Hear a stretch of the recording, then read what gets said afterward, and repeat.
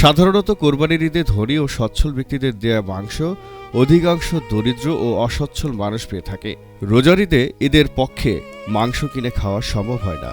এই অসম্ভবকে সহজ করেছে গ্রামে গ্রামে গড়ে ওঠা মাংস সমিতি। সমিতির সদস্যরা প্রতি সপ্তাহে ৫০ থেকে ১০০ টাকা পর্যন্ত চাঁদা দেন। ঈদের দিন আগে থেকে সমিতি গরু ও খাসি জবাই করে সদস্যদেরকে মাংস ভাগ করে দেয়। এতে বোঝার উপায় নেই যে কোরবানির ঈদের উৎসব নাকি রোজার ঈদের।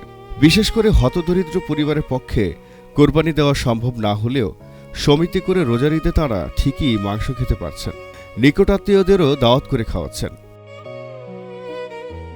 রাজশাহীর বাঘা উপজেলার নওটিকা গ্রামের সাবিনা খাতুন একটি মাংস সমিতির সভাপতি।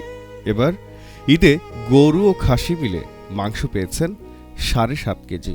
ঈদের জন্য যতটুকু প্রয়োজন সেইটুকু রান্না করে বাকিটা প্রতিবেশীর ফ্রিজে রেখেছেন।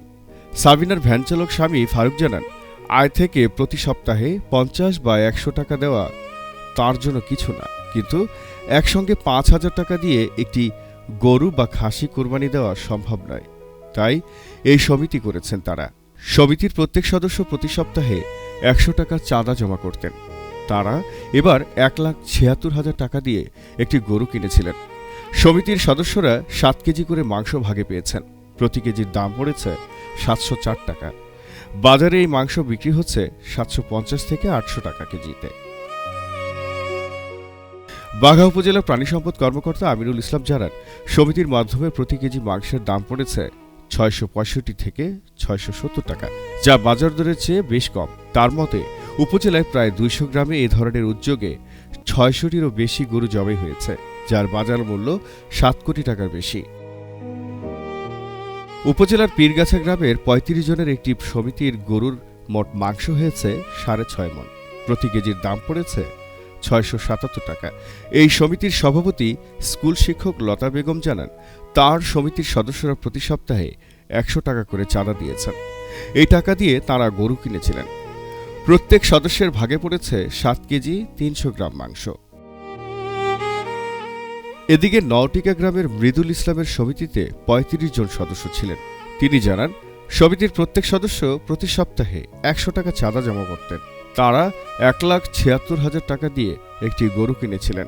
সমিতির সদস্যরা ৭ কেজি করে মাংস ভাগে পেয়েছেন। প্রতি কেজির দাম পড়েছে ৭০৪ টাকা। বাজারে এই মাংস বিক্রি হচ্ছে ৭৫০ থেকে ৮০০ টাকা কেজিতে।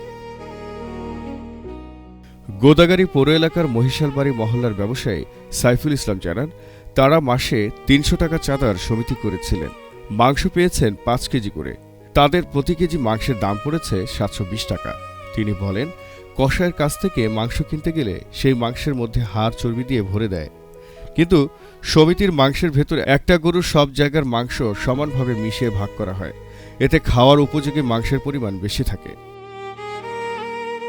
তানোর উপজেলার চৌরখের গ্রামের কৃষক নাজবুল হক জানান, তাদের সমিতির প্রত্যেকে সপ্তাহে ৫০ টাকা চাঁদা দিতেন।